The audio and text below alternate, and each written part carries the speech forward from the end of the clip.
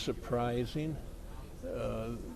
I hesitate to get into the detail, but basically it turns on whether out years are guaranteed if he gets involved in conduct detrimental to football. Well, what does that mean? Detrimental to football in recent years has been violence to women. Uh, that's about the one that comes to mind. There are others probably, but that's the one that I think of.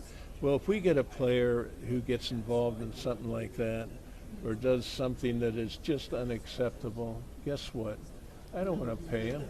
I really don't. If he's sitting in jail, I don't think I ought to be paying him. And so we say that if he got involved in conduct detrimental, we'd have the right to terminate the guaranteed part for the back years. He says, or his agent says, oh no, you can terminate the guaranteed part only for the remaining part of the year in which the event occurs. Oddly, something like this has never occurred in my memory with us. I don't think it's going to occur. So we're sitting here arguing over something that I think is pretty remote, and I ask myself sometimes why the hell we're doing it, but we are, and he's doing it too, and at some point we got to put this stuff behind and just get him signed and get him up here and get him so he can be a contributor. He needs to get underway soon. It doesn't help him or us to have this strung out. With Micah, if he doesn't practice while he's doing, if he has a hold in, what do you do? Just because we sign him doesn't mean we're going to have him. He was hurt 6 games last year. Seriously. We've signed, I remember signing a player for the highest paid at the position in the league, and he got knocked out 2/3 of the year, Dak Prescott. So there's a lot of things you can think about when you, just as the player does, when you're thinking about committing and guaranteeing money. I want to be here. I've always stated I want to be here, but at the end of the day, they sign the checks like always, and let's see if they want me to be here at the end of the day. Does this help you being out here, being here for your teammates? Do you think this help get the contract done? Nah, I think they got their own timeline of when they want to get things done. At any given time, they could get things done, so I don't think that helps. I just think I'm doing this for myself and my teammates. Like I said, this isn't for Jerry. This isn't for Steven. This is for guys like Trey. This is to help guys like Donovan, Sam, guys who I know I can get better just by being here and being there for them.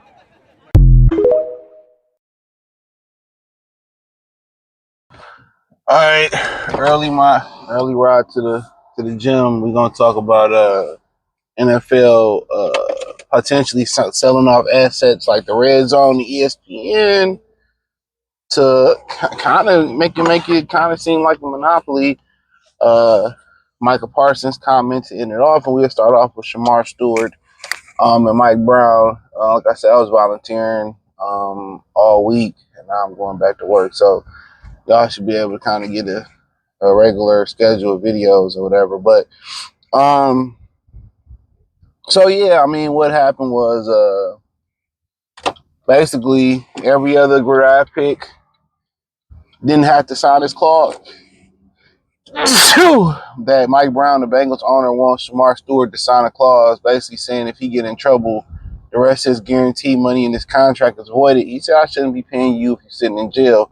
Now, to my knowledge, Shemar Stewart has never got any trouble. They've never made another draft pick sign it, but it's the employer's right to put it in the contract. And we know Mike Brown don't want to pay anybody. And my thing is, for the most part, if you get in enough trouble, and you get into that type of trouble, I just feel like the NFL gonna void your deal anyway. There's a clause in there that's gonna void it anyway. Now they probably gotta pay you while you wait. That's why you wait and get in trouble. But eventually, if you get in enough trouble, the NFL avoid the deal. But I wouldn't sign it either. No other draft pick was asked to sign it, and I wouldn't sign it either.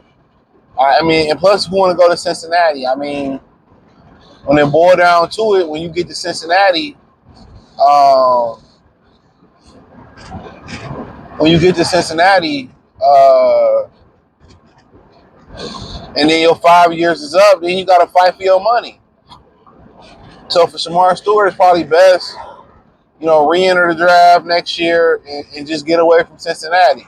Knowing them, Cincinnati probably gonna pick you again next year because that's the way the owner is. But I mean, I would just sit out because it's not an ideal situation. I mean, Trey Hendrickson got going through, begging Feds money. So, um, but yeah, I mean, at the end of the day, it's all about guarantee. They don't want to give these guys guaranteed contracts. And Mike Brown is trying to be a trailblazer, and if he can get this kid to sign it, then next year he can get another kid to sign it, then the Dallas Cowboys, then the Baltimore Ravens, and it's opened up in Pandora's box. Like, no, then what if I'm innocent? And what be so crazy is when you be innocent in certain type of scenarios, you know what I'm saying? You don't even get to get your reputation back. Sometimes if you fight in the case for so long, your athleticism go away, or you stay away from the sport so long, you can't even come back and compete sometimes at all, or nowhere near the level you was at. So, at the end of the day, dude's a clown. But let's talk about the ESPN deal now. Apparently, front office is rumored that the NFL could opt out of the Redzone in 2029 and 2030, and basically sell off assets to Walt Disney, which is ESPN, like NFL Network, NFL-owned assets, NFL, Redzone and stuff like that, to ESPN, to Walt Disney, in return for equity in ESPN. I don't know if it's equity in ESPN or Walt Disney. They are the same. So equity in the company. So that's ownership. I'm not sure if ESPN is a publicly traded company, which is probably not, but for ownership. And obviously the ownership with Walt Disney is significant when you start looking at the company. ESPN, ABC Family of Networks, Marvel, Disney. When you start kind of looking at what they own, I mean, these are NFL owned assets. Network, Redzone, and that's probably why, they was like, you know what, we don't need to sign Major League Baseball back. We got SEC, we got the NBA, and the Redzone deal will be a big deal for them. Now, the thing about it is, will they pay people to watch the Redzone? Or will it be on regular ESPN? And if it'll be on regular ESPN, and they do the Redzone on regular ESPN, then, you already know that's what people gonna want to see. But I just feel like it's becoming somewhat of a monopoly. Because if the NFL, if ESPN or the NFL can own a piece of ESPN, I feel like not monopoly, but a conflict of interest. Now you own the NFL, now you own, ESPN, the network that you want. Now, I don't know what else the NFL acquires, but, they basically could, sell off their assets just to have ownership, and that's obviously going to be financially beneficial for them. So, I mean, it is what it is. It is what it is, man. So you can see the Redzone, come on ESPN by 29, 2030. That's a long way away. It's not a long way away, but, for the most part, they had that deal. I mean, I feel like if the NFL own it, they should be able to sell it off faster. But, it may or may not happen. But, ESPN had a strategy. They had a strategy in the whole time. So they knew when they let go Major League Baseball and they let go UFC and boxing, But, the NFL Redzone and Network, I mean, I don't watch NFL Network, so I don't know how that would benefit them. And what would they turn that in? ESPN NFL Network, ESPN NFL channel, where you'll get NFL matchup. You just get NFL content all day. That might work for them. And do their own NFL show. It may work for them. So it is for time for them to kind of rebrand some of the things, and then ESPN, they don't even read. They haven't even they have rebranded their personalities in the wrong way. They've gone with this woke shit. They've gone with this feminist shit. So, but hey, it is what it is. As far as Micah Parsons, real quick, he has some comments to actually make about he has some comments to actually make about his money. He said T.J. Watt, Myles Garrett got their money, and it might have been one other person who got paid.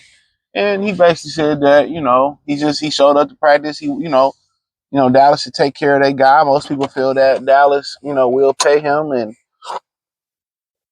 dragging their feet on it. It's the whole thing with CeeDee Lamb, but Jerry Jones ain't into winning. He ain't into winning football games. He into selling merch and selling the brand and making money. So that's just what it is. They're not into winning in Dallas, man. So for the most part, if you going to Dallas, get your money, get your stats, get your commercial money, and be done with it. But hey, thumbs up the video, share the video, subscribe to the channel, subscribe button, it's the bell icon button, hit all notifications, increase your chance of notification. Check out the NFL playlist at the link tree. You can find me everywhere. Peace.